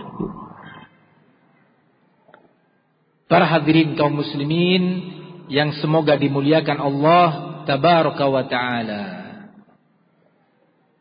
Para suami berkewajiban untuk melihat, mengontrol perkawanan istri. Wajib para suami untuk mengontrol perkawanan istri. Dengan siapa dia berkawan? Dalil-dalil Al-Quran dan Sunnah menegaskan hal itu. Baik perkawanan langsung, perjumpaan fisik, saling mengunjung, ya, ataupun perkawanan via media. Di zaman seperti ini khususnya, para suami berkewajiban sebagai pemimpin rumah tangga mengontrol dengan siapa istrinya berkawan di media-media yang ada sekarang. Baik itu grup WhatsApp ataukah yang lainnya. Dilihat. Kalau terdapat kawan-kawan istri yang dapat melalaikan istri dari syariat Allah, atau melanggar apa yang Allah perintah dan mengerjakan apa yang Allah larang, maka suami bertanggung jawab untuk mencegah. Tentu mencegahnya pertama, tahapan paling terdepan adalah nasihat. Bacakan ayat Al-Quran, dalil hadis, sampaikan dengan baik. Berikan contoh-contoh efek negatif yang muncul dari media-media itu. Berapa banyak terjadi perceraian gara-gara media yang ada ini. Seorang suami mengeluh istrinya melakukan selingkuh. Selingkuh itu luas maknanya. Salah satu maknanya dan yang sering terjadi adalah dalam bahasa syariat berzina dengan pria lain, atau setidaknya bermesra-mesraan. Marah, dilaporkan istrinya ke pihak berwajib, atau terjadi keributan rumah tangga sampai melibatkan orang tua masing-masing. Si anak juga menanggung malu, ibu saya selingkuh. Coba dievaluasi, Pak. Dari mana permulaan selingkuh itu terjadi?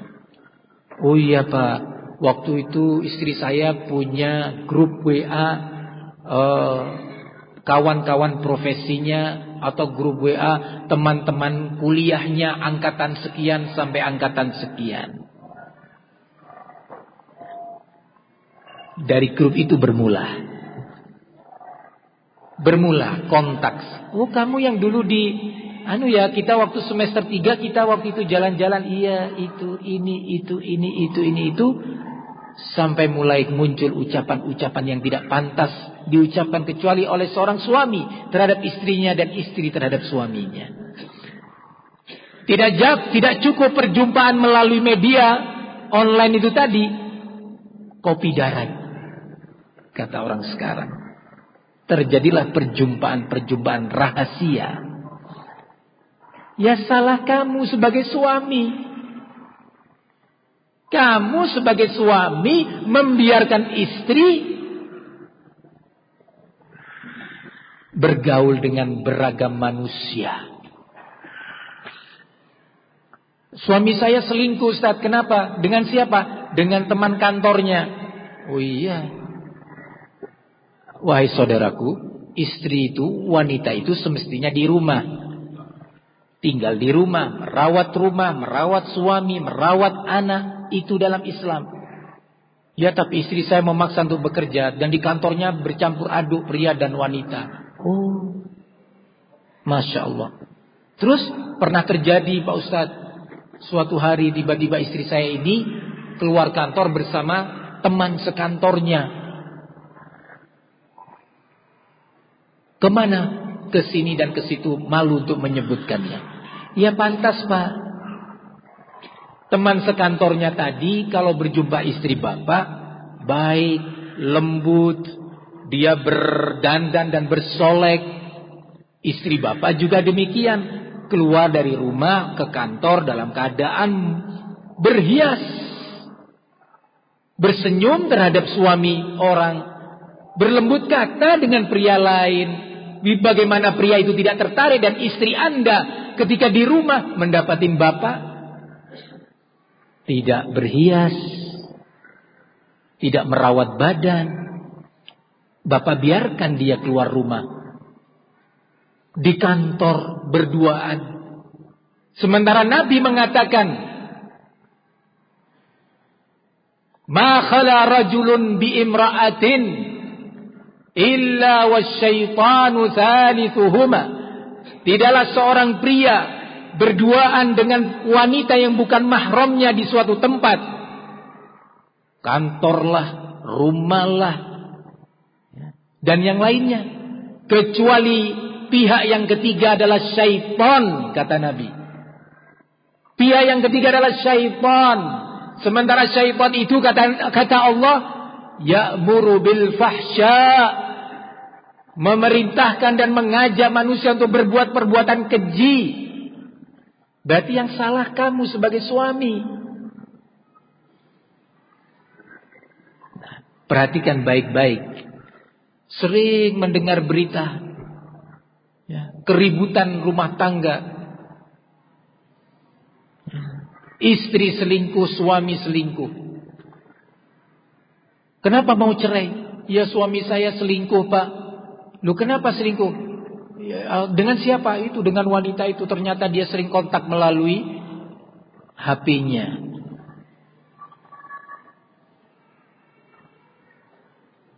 Masalahnya istri bapak juga ketika berbicara dengan pria lain tidak menjalankan syariat Allah. Allah mengatakan kepada kaum wanita mukminah dalam adab dan tata cara berbicara, kata Allah, fala takhda'na bil qaul fayatma'al ladzi fi qalbihi marad.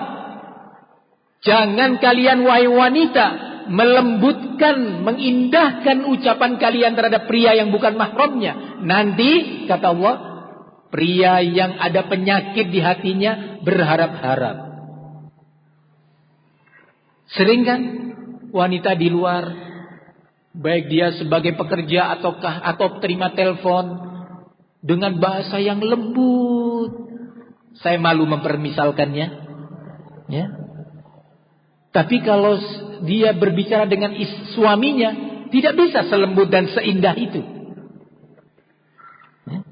Sementara suami di luar, ya, di tempat kerjanya, ke toko, ke kantor A, ke kantor B, yang menerima wanita dengan lembutnya, dengan senyumnya, terganggu hati suami. Allah mengatakan indah Islam itu.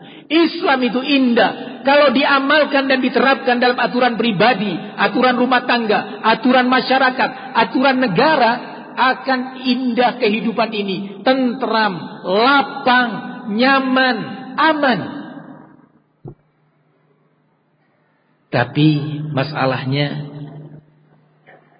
jarang yang mau sadar. Para hadirin yang saya muliakan, para suami bertanggung jawab. Bertanggung jawab. Mengontrol perkawanan istri. Suami punya hak, bukan semena-mena, punya hak untuk menentukan siapa kawan-kawan istri dalam tinjauan Al-Quran dan Sunnah, bukan emosinya. Bukan emosi dia, tetapi dalam timbangan Al-Quran dan Sunnah. Kalau Anda tahu istri saudara berkawan dengan seorang wanita yang suka datang ke dukun.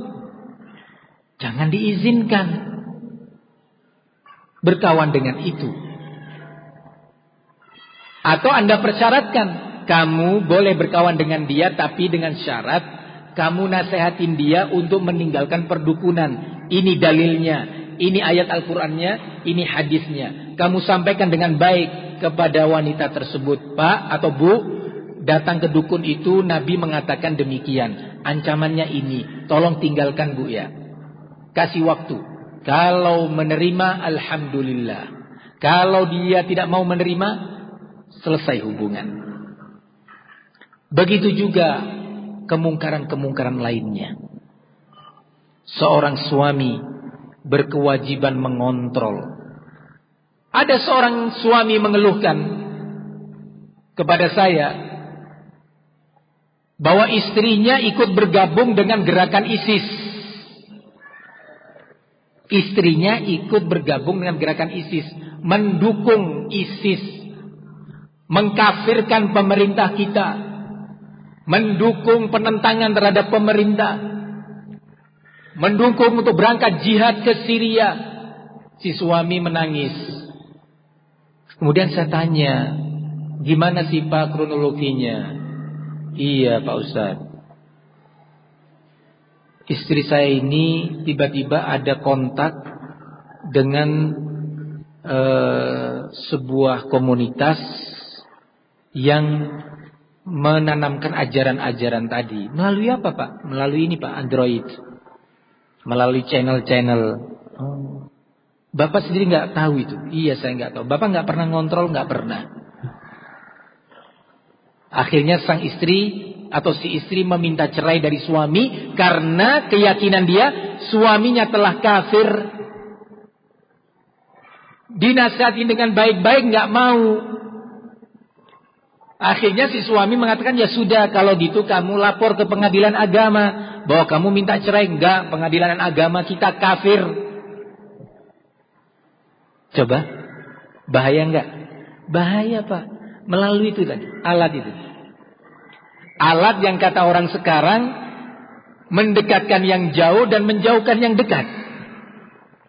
Iya kan? Gimana menjauhkan yang dekat? Iya, suami bersama istri sama-sama duduk di meja makan, masing-masing pegang alat ini.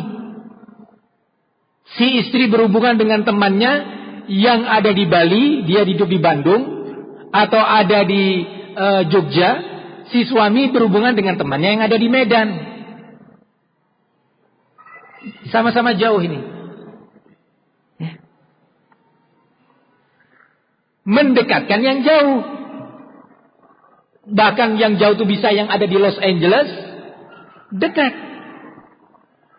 Jadi rumah tangga ini hancur gara-gara medsos yang ada. Keharmonisan menjadi hilang. Hubungan suami istri dan keindahannya terganggu. Tidak ada lagi atau jarang seorang suami membaca Al-Quran didengar oleh istri. Sudah jarang lagi seorang suami membacakan zikir sore dan zikir pagi diikuti oleh istri. Istri juga membaca Al-Quran didengar oleh suami. Sudah jarang untuk suami duduk bersama istri bersenda gurau dengan nyaman, indah. Nah, sudah jarang ada di rumah tangga. Si suami duduk, si istri dengan memegang remote, ya, dari satu channel TV ke channel yang lainnya, terus begitu, ya. Sampai ngantuk, capek. Si suami butuh dianya sudah capek. Si suami juga gitu, megang remote terus. Si istri nunggu di malam hari ingin duduk bersama suami, minum kopi bersama, bersenda gurau dan seterusnya. Datang waktunya, suami sudah ngantuk, sudah capek. Berarti Anda tidak menghargai hak istri. Perhatikan baik-baik peristiwa yang menimpa Abu Darda, yang kemudian dinasihatin oleh sahabat Salman Al-Farisi. Suatu hari Salman Al-Farisi datang mengunjungi Abu Darda. Ternyata sang istri menyampaikan bahwa Abu Darda ini adalah seorang yang benar-benar sibuk dengan ibadah dan tidak mau dilalaikan dengan dunia. Salat malam sepanjang malam, puasa di siang hari tiap hari. Ini Abu Darda. Maka suatu hari Salman datang menginap di rumah Abu Darda. Ketika akan melakukan sholat tahajud di awal malam, Abu Salman mengatakan tidur dulu, nanti. Di pertengahan malam Abu Darda bangun lagi untuk tahajud. Kata Salman, tidur dulu, nanti.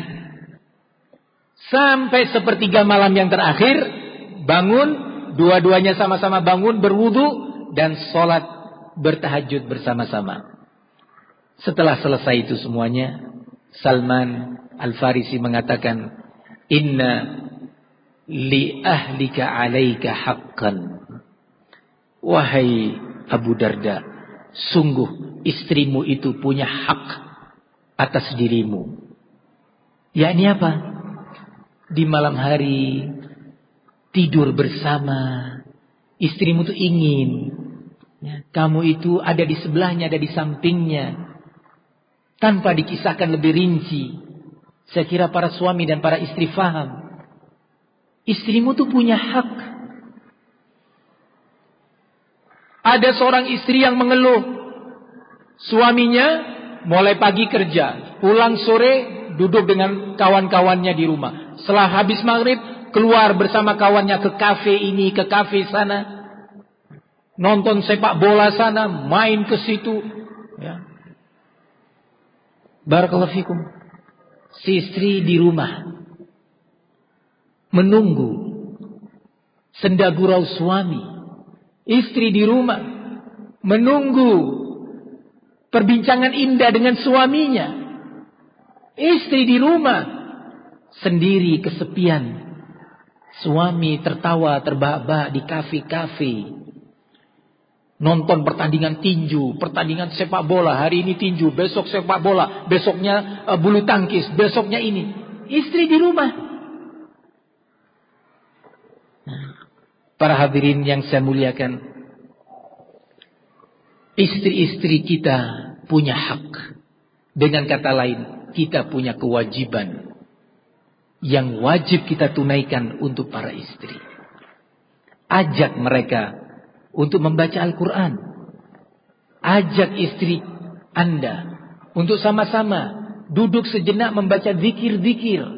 Di waktu pagi sebelum dia bekerja, sibuk dengan pekerjaan rumah tangga. Di waktu sore, ajari. Ayo membaca bersama, apalah, cerita tentang keluarga, kumpul dengan anak-anak, bergurau dengan mereka. Ajari anak-anak adab-adab yang baik. Itu adalah hak para istri. Para hadirin yang semoga dimuliakan Allah Subhanahu wa taala. Ini adalah bagian pertama kajian kita di siang hari ini.